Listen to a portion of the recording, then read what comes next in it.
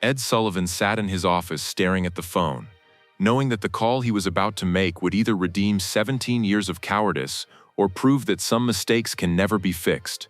It was September 1967, and Ed was about to do something he'd sworn he would never do: invite Pete Seeger back onto his show. Pete Seeger, the folk singer who Ed had banned in 1950 for being a communist. Pete Seeger, who'd been blacklisted from television for nearly 2 decades because of his political beliefs. Pete Seeger, who Ed had personally helped destroy by refusing to give him a platform when that platform could have saved his career. Ed picked up the phone and dialed Pete's number, his hand shaking slightly. When Pete answered, Ed said the words he'd been rehearsing for weeks. "Pete, this is Ed Sullivan. I made a terrible mistake 17 years ago. I'd like a chance to make it right." There was a long silence on the other end of the line. Then Pete's voice, cautious and quiet. "Ed, what are you asking?" "I want you on my show," Ed said. "I want to give you back what I took away." Another silence. "What's the catch, Ed? What can't I sing? What can't I say?" And Ed Sullivan, who had spent 17 years enforcing blacklists and censoring performers and protecting his show from controversy, said something he'd never said before.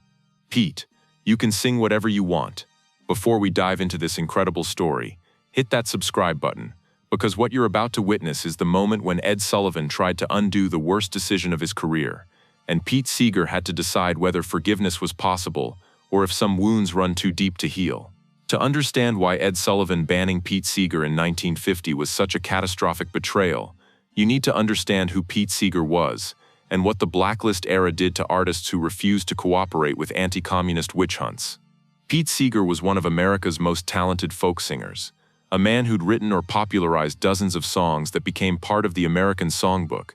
"If I Had a Hammer," "Where Have All the Flowers Gone," "Turn, Turn, Turn," songs that everyone knew, that had been recorded by countless artists, that had made millions of dollars for other people, while Pete himself struggled to find work. But Pete was also a member of the Communist Party, or had been in the 1940s, and in 1950s America, that made him unemployable.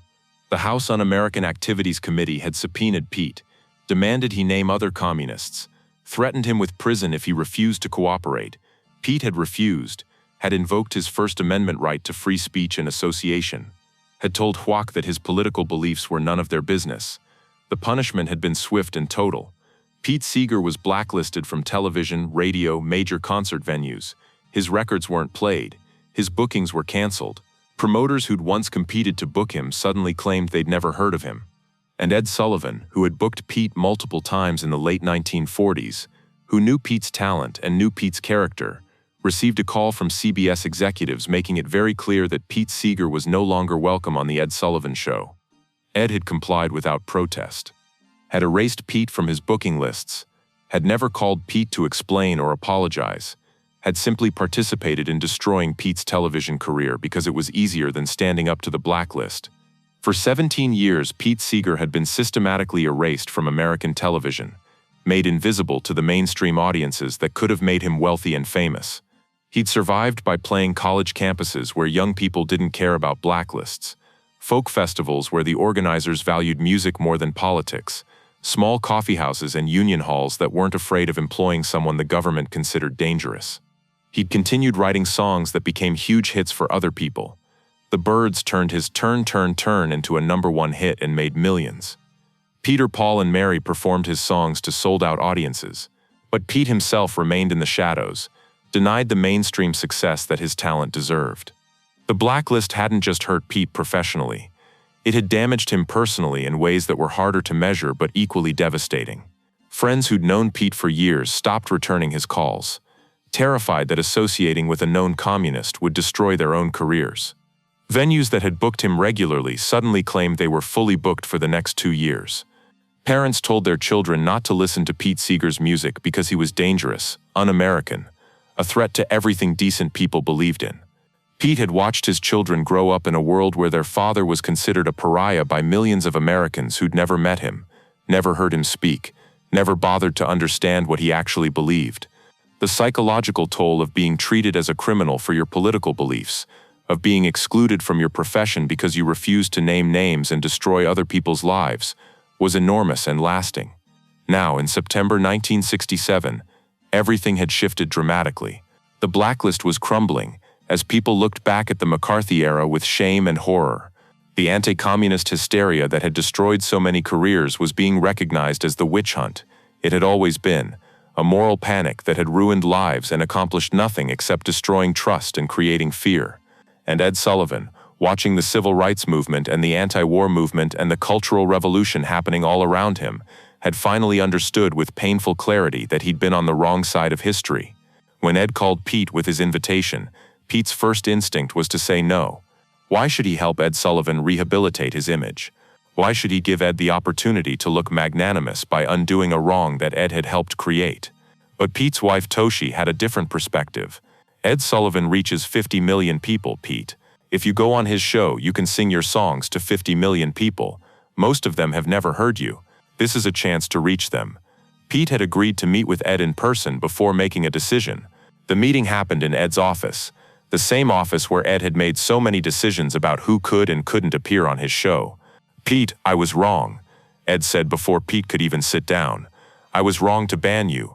I was wrong to participate in the Blacklist. I was a coward, and you paid the price for my cowardice." Pete looked at this man who'd helped derail his career and felt a complicated mix of anger and pity. "Ed, do you know what the Blacklist did to me? Not just professionally. Personally. I had friends who stopped talking to me because they were afraid of being associated with a communist. I had venues cancel bookings and then lie about why. I watched my children grow up knowing their father was considered dangerous by people who'd never met him." "I know," Ed said quietly, "or I'm starting to understand. I can't undo 17 years. But I can give you my show. I can let you perform for the largest audience in television. And I promise you, you can sing whatever you want. I won't censor you. I won't tell you to change lyrics. Whatever song you choose, I'll let you perform it." Pete studied Ed's face, looking for insincerity, looking for the catch, even waist deep in the Big Muddy.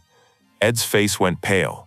Waist Deep in the Big Muddy was Pete's song about the Vietnam War, a barely disguised criticism of President Johnson's war policy. It was exactly the kind of political song that would cause massive controversy. "Even that," Ed said after a long pause. "If that's what you want to sing, I'll let you sing it." Pete made his decision. "I'll do your show, Ed, but not for you. For the people who've never heard my music, because you and everyone else kept me off television." September 10, 1967.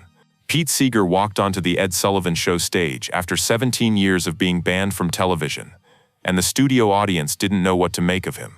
Some had heard of Pete Seeger, the blacklisted communist.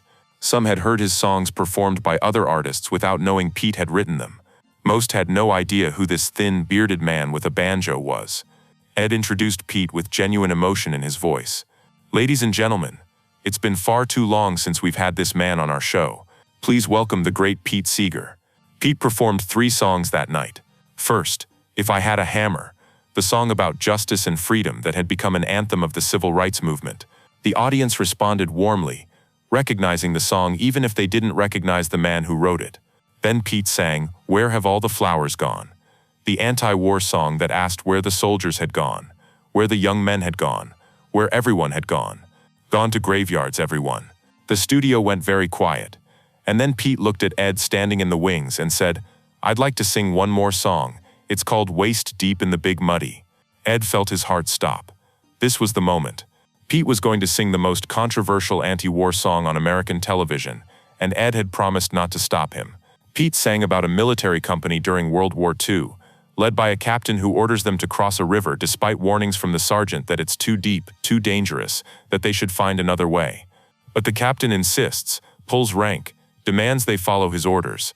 The company follows because soldiers follow orders, gets deeper and deeper into the water, until they're waist deep in the Big Muddy and the big fool says to push on. Eventually the captain himself drowns, and the men who trusted him barely survive. The metaphor wasn't subtle. It wasn't meant to be subtle. President Lyndon Johnson was the big fool leading America deeper into the quagmire of Vietnam. The soldiers were the young men dying in a war that couldn't be won. And the message was clear: stop following the big fool before more people drown. The studio audience sat in stunned, uncomfortable silence as Pete sang. This wasn't like Harry Belafonte's reimagined Deo, which had used musical artistry to smuggle in political content. This was direct, explicit criticism of the president's war policy, broadcast to 50 million Americans on a Sunday night family show. In the control booth, CBS executives who were monitoring the broadcast were screaming into their phones, "Cut to commercial. Cut his microphone. Ed, what the hell are you doing?" But Ed stood in the wings, arms crossed, refusing to intervene. He'd made a promise to Pete, and after 17 years of breaking promises, after 17 years of choosing safety over courage, Ed was going to keep this one promise even if it cost him everything. When Pete finished the song, the applause was scattered and deeply uncomfortable. Maybe a third of the studio audience applauded, mostly younger people who opposed the war. The rest sat in hostile, angry silence, or actively booed, or got up and walked out. The studio felt divided in a way that perfectly reflected how catastrophically divided America had become over Vietnam. Ed walked onto the stage to thank Pete, and their handshake lasted several seconds longer than protocol required, both men understanding exactly what had just happened and what it meant. Ed had finally chosen courage over convenience. Pete had gotten the platform he'd been denied for 17 years, and together they'd used that platform to challenge presidential war policy on live television. The fallout was immediate, severe, and predictable. CBS switchboards crashed from the volume of angry calls within 10 minutes of the broadcast ending. The network received thousands of furious letters, many calling Ed Sullivan a traitor, demanding his resignation, threatening to boycott sponsors. Several major advertisers did pull their commercials, citing concerns about being associated with anti-war content. Veterans groups organized protests outside CBS headquarters. Conservative politicians condemned the broadcast as giving aid and comfort to America's enemies. But something else happened too that the angry letters and canceled sponsorships didn't capture. Young people across America who'd never heard of Pete Seeger went looking for his music, found his albums, started learning his songs. Folk singers who'd been afraid to perform overtly anti-war material found courage in Pete's example. College campuses that had been quiet about the war suddenly erupted with protest energy. The performance became legendary almost immediately, as the night television stopped being afraid of telling the truth about Vietnam. Ed Sullivan died in 1974. In one of his final interviews, he was asked about his proudest moment hosting the show, bringing Pete Seeger back after 17 years and letting him sing waist-deep in the Big Muddy. Ed said without hesitation, "I spent 17 years being a coward about the Blacklist. For one night, I stopped being a coward. That matters more to me than any other show I ever did."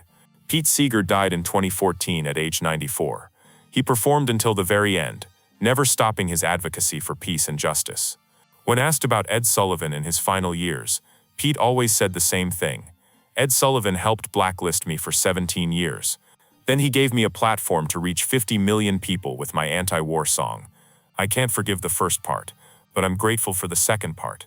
People are complicated. Ed was complicated. If this story moved you, hit that subscribe button."